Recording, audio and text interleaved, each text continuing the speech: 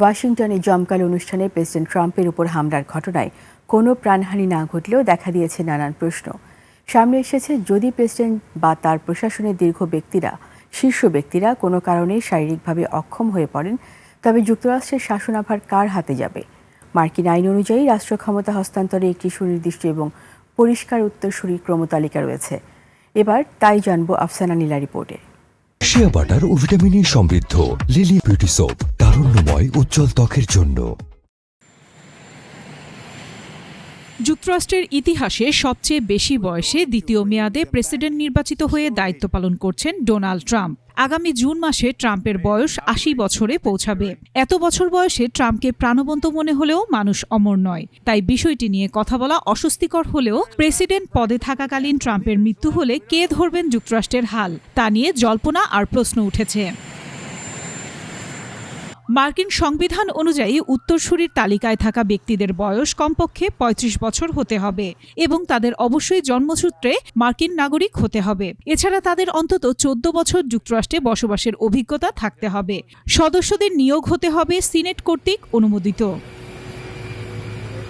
সংবিধানের ২৫তম সংশোধনী অনুযায়ী প্রেসিডেন্ট ট্রাম্পের মৃত্যু হলে বা তিনি দায়িত্ব পালনে অক্ষম হলে ভাইস প্রেসিডেন্ট জেডি ভ্যান্স রাষ্ট্রপতির দায়িত্ব গ্রহণ করবেন। তিনি ২০২৯ সালের জানুয়ারি পর্যন্ত ট্রাম্পের মেয়াদের বাকি সময় দায়িত্ব পালন করবেন এবং শূন্য হওয়া ভাইস প্রেসিডেন্ট পদের জন্য একজনকে মনোনীত করবেন।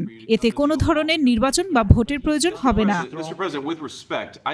যদি ট্রাম্প এবং ভ্যান্স উভয়ই দায়িত্ব পালনে অক্ষম হন, তবে ক্ষমতার পরবর্তী দাবিদার হলেন House of Representative Speaker Mike Johnson. তিনিও যদি কোনো কারণে অক্ষম হন, তবে দায়িত্ব পাবেন Senate president pro tempore Republican senator Chuck Grassley. এরপর মন্ত্রণালয়ের বয়স বা জ্যেষ্ঠতার ভিত্তিতে মন্ত্রিসভার সদস্যরা পর্যায়ক্রমে দায়িত্ব পাবেন। এ তালিকায় সবার আগে রয়েছেন পররাষ্ট্রমন্ত্রী মার্কো রুবিও, এরপর যথাক্রমে অর্থমন্ত্রী স্কট বেসেন্ট এবং প্রতিরক্ষামন্ত্রী পিট হেগসেথ। এরপর তালিকায় থাকবেন অন্যান্য মন্ত্রীরা।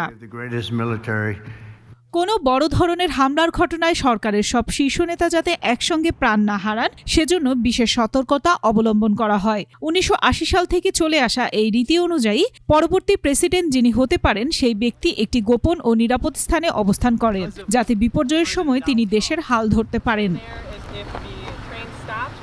গেল শনিবার নৈশভোজে প্রেসিডেন্ট ট্রাম্পের সঙ্গে vice president Vance, speaker Johnson সহ মন্ত্রিসভার প্রায় সব শীর্ষ সদস্য উপস্থিত ছিলেন। যদি সেদিন হামলাকারী সফল হতো, তবে যুক্তরাষ্ট্রে বড় ধরনের সাংবিধানিক সংকট তৈরি হতো। সৌভাগ্যবশত সিনেটর চাক গ্রাসলি ওই অনুষ্ঠানে উপস্থিত না থাকায় উত্তরসূরির তালিকায় অন্তত একজন ব্যক্তি নিরাপদ অবস্থানে ছিলেন।